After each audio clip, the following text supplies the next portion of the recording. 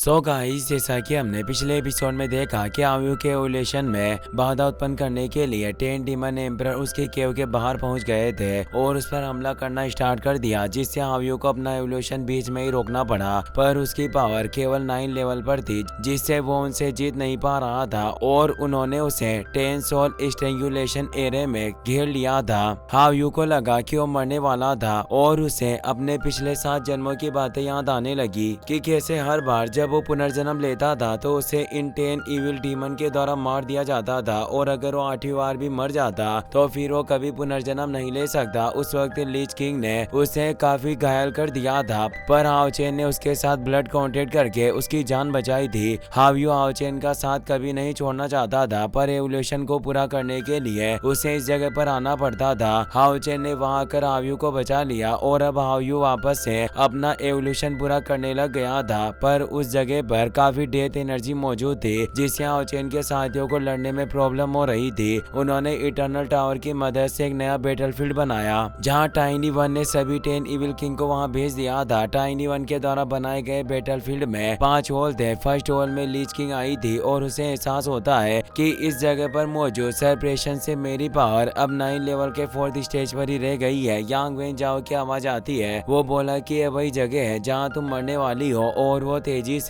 उस पर हमला करने आता है, पर उसके हमले को रोक लेती है और कहती है कि भले ही मुझे 9 लेवल के 4th रैंक पर दबा दिया गया हो, पर तुम जैसे 9 लेवल के फर्स्ट स्टेज वाले प्रैक्टिशनर से फाइट करना मेरे लिए काफी आसान है। पर वहाँ यांग वेन जाओ अकेला नहीं था, चेनिंग भी उसके साथ थी, जो माइटू पर बैठकर उसके ऊपर हमला कर देती है और उसे दूर कर देती है। वहीं हम दूसरे ग्राउंड का सीन देखते हैं, जहाँ वो मोटा जेट किंग मौजूद था, जिससे हान्यू और जियांग फाइट कर रहे होते हैं। पर वहाँ एक और डीमन मौजूद था जिससे हान्यू फाइट कर रहा था। जियांग उन डीमन से बोलता है कि तुम्हारा अब बाहरी दुनिया से संपर्क टूट चुका है और अब तुम हमसे बच नहीं पाओगे, और हमारे लिए तुम्हें यहाँ मारना काफी आरामदायक होगा। और वो हमला करने के लिए आगे बढ़ा। वही Bone Dragon Undead Judgment Rider के साथ एक दूसरे हॉल में मौजूद था और हाओचेन अकेला ही उससे लड़ने के लिए वहाँ गया था। अनडेड जजमेंट राइडर कहता है कि तुमने हम सभी को अलग कर दिया और हमारी पावर को एक स्टेज तक दबा दिया, क्या तुम हमें एक एक करके हराना चाहते हो? हाओचेन उसे कहता है कि तुमने हावियो को कई बार चोटें पहुंचाई है और अब इस जगह पर मैं तुम सभी का अंत करूंगा। और वो अपने सोर्स स्लेश से उस पर वार करता है, पर बोन ड्रैगन अपने बीम पावर से उस स्लेश को रोककर खत्म कर देता है। वहीं येटिंग, लीशिन और लिन मिलकर स्पाइडर डीमन और ब्रेथफुल डीमन से लड़ रहे होते हैं, पर ब्रेथफुल डीमन उनके लिए परेशानी बन रहा था, इसीलिए येटिंग अपने स्वॉर्ड अटैक से उसे रोकने लग जाती है और लिन और लीशिन से कहती है कि तुम इस बड़ी मकड़ी का खात्मा करो, इस ब्रेथफुल डीमन को मैं रोक कर रखूंगी। पर स्पाइडर डीमन लीशिन के हमलों को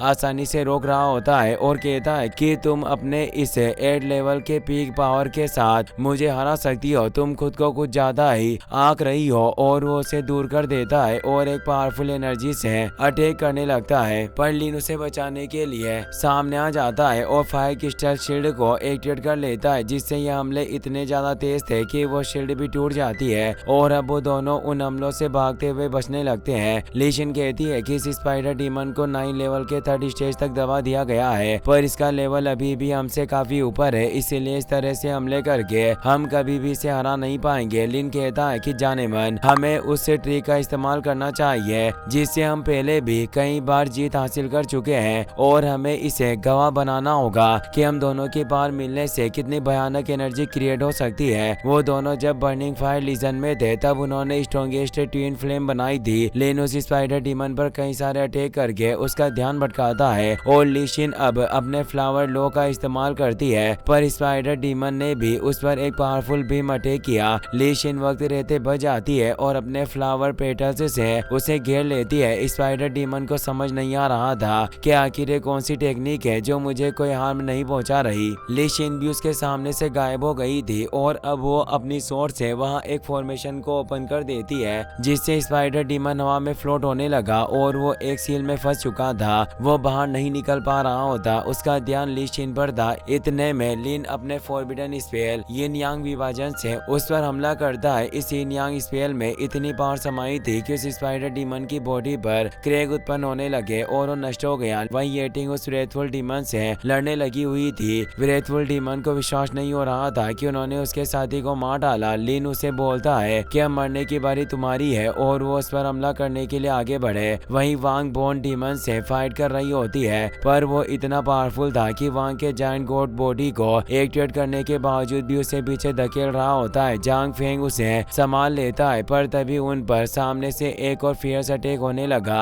ये अटैक हेल फायर लॉर्ड ने किया था, जो भी इसी ग्राउंड में मौजूद था। हेल फायर डीमन कहता है कि तुम्हें भले ही हमें इस बैटलफील्ड में फंसा लिया हो, पर जो यहाँ मरने वाला है वो तुम ही लोग हो। और वो हेल फायर से एक जायंट फायरबॉल को क्रिएट करके उन पर अटैक करता है। जांग फेंग अपने पावरफुल स्लेश से उस हमले को रोक लेता है। अब बोन डीमन भी अपनी जायंट स्वॉर्ड से उन पर हमला करने लगता है, जिससे बचकर वो भागने लगते हैं। वांग जांग फेंग से कहती है कि इन दोनों की पावर लेवल 9 के 3rd रैंक पर है, ये हमसे अभी भी एक स्तर ऊपर है। साथ ही इन दोनों डीमन में से एक दूरी से हमला करने में माहिर है और एक क्लोज अटैक करने वाला है, इसीलिए एक साथ इनका सामना करना मुश्किल होगा, जिससे हमें जवाबी हमला करने का कोई रास्ता समझ नहीं आ रहा था। जांग फेंग कहता है कि हमें साथ मिलकर इस हाथापाई को खत्म करने की कोशिश करनी चाहिए। बोन डीमन उन्हें संभलने नहीं दे रहा था और कहता है कि तुम देखते जाओ मैं तुम्हारे कैसे टुकड़े टुकड़े करता हूँ। और वो लगातार कई सारे हमलों को उनके ऊपर करने लग जाता है। वो दोनों काफी तेजी से भागते हुए उन स्वॉर्ड अटैक से बचते जाते हैं, जिससे बोन ड्रैगन की स्वॉर्ड एक पत्थर में फंस जाती है। जांग फेंग कहता है कि बिल्कुल सही वक्त है, हमें जवाबी हमला करना होगा। और वो दोनों एक साथ स्वॉर्ड से उस पर पावरफुल अटैक करते हैं, पर बोन डीमन ने अपनी स्वॉर्ड को बाहर निकाल लिया और काफी पावरफुल स्वॉर्ड स्लेश से उन पर हमला किया। वांग बचाव के लिए गॉड शील्ड को बाहर निकाल लेती है, पर वो दोनों दूर जा गिरे और बोने डीमन को जांग फेंग कहीं नजर नहीं आता। और वो कहता है कि तुम में सिर्फ इतनी सी क्षमता है, तुम फिर भी मुझे मारना चाहते हो। तुम्हारा साथी पूरी तरीके से खत्म हो गया और उसकी राख भी नहीं बची। वांग कहती है कि तुम खुद को काफी पावरफुल बता रहे हो, पर फर्स्ट होली गार्ड की तुलना में तुम काफी कमजोर हो और अब वक्त आ गया जब तुम्हारी कमजोरी का पता लगाया जा सके। जांग फेंग अब अपने विजडम एंड स्पिरिट के थोन को एक्टिवेट कर लेता है। उसके इस थोन के एक्टिवेट होने से सभी जगह एक पावरफुल डिवाइन एनर्जी फैल जाती है और उस बोन डीमन पर भी काफी तेज दबाव पड़ने लग गया था। उसे समझ नहीं आ रहा था कि आखिर ये किस तरह की शक्ति है जो इतना दबाव क्रिएट कर रही है। पूरा इटर्नल टावर ही हिल रहा होता है, जिससे टाइनी वन भी हैरान था कि यह डिवाइन थोन की पावर वाकई शक्तिशाली है। जांग फेंग भी उस थोन पर बैठकर डिवाइन एम्प्लीफिकेशन को एक्टिवेट करता है। बोन डीमन कहता है कि तुम मेरी कमजोरी ढूंढने की कोशिश कर रहे हो, पर मेरे अंदर कोई कमजोरी ही नहीं है। जांग फेंग कहता है कि मेरे थोन की पावर के साथ अगर किसी के अंदर कोई कमजोरी ना हो तो उसमें कमजोरी पैदा की जा सकती है, और वो बोन डीमन के हेड को उसका सबसे कमजोर पॉइंट बना देता है। वांग अपने strong cloud silver dragon slash को एक्टिवेट करके बोन डीमन के हेड पर हमला करती है, जिससे वो बोन डीमन 2 भागों में कट जाता है और उसकी बॉडी कई सारे टुकड़ों में बढ़ गई। हेल फायर डीमन हैरान हुआ कि आखिर ऐसा कैसे हो सकता है, तुमने बोन डीमन को इतनी आसानी से कैसे मार दिया। वांग अब उस हेल फायर डीमन की तरफ भी बढ़ रही थी और उसे कहती है कि तुम डीमन ने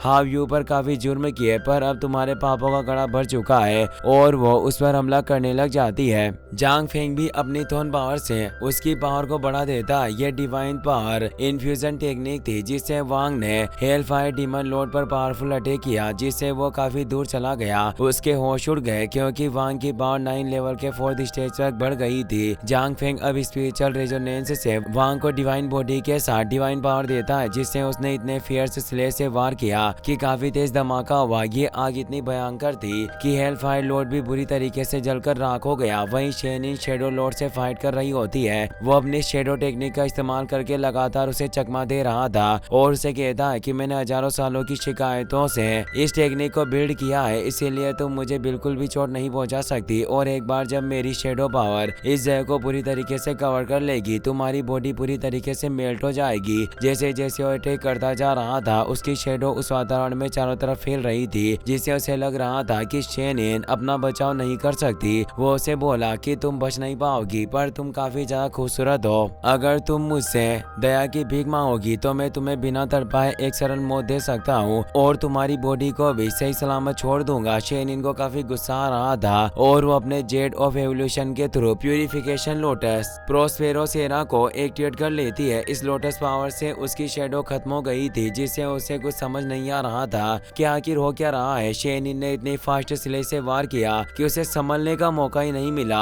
और वो अपने कई सारे क्लोन से उस पर लगातार हमले करने लगी। शेडो डीमन चेन असमंजस में था कि आखिर ये किस तरह की पावर है जो मैंने आज से पहले कभी नहीं देखी। शेनिन अपने साइड से उसकी बॉडी को पूरी तरीके से काट देती है जिससे वो मारा जाता है। वहीं बॉन ड्रैगन और अनडेड जजमेंट राइडर एक साथ हाओचेन पर अटैक कर रहे होते हैं। हाओचेन बिना किसी परेशानी के उनके हमलों से बचता जा रहा था। जजमेंट राइडर कहता है कि तुम्हें क्या लग रहा है कि तुम इस तरह से हमें हरा सकते हो? तुम्हें भले ही हमारे एक लेवल के एक स्टार को नीचे गिरा दिया हो, पर तुम सभी अभी भी काफी कमजोर हो और जब ये बैटलफील्ड नष्ट हो जाएगा तब तुम्हें पता चलेगा कि हमें अलग करने का तुम्हारा डिसीजन कितना गलत था। हाओचेन कहता है कि तुम शायद नहीं जानते पर तुम्हारे आधे से ज्यादा साथी पहले ही मारे जा चुके हैं और कई घायल हैं। जजमेंट राइडर को विश्वास नहीं होता। हाओचेन को आव्यू की आवाज आती है। वो बोलता है कि हम अपने मिशन में जल्दी कामयाब होने वाले हैं। हाओचेन रिप्लाई में कहता है कि हम तुम्हें जल्दी घर लेकर जाएंगे।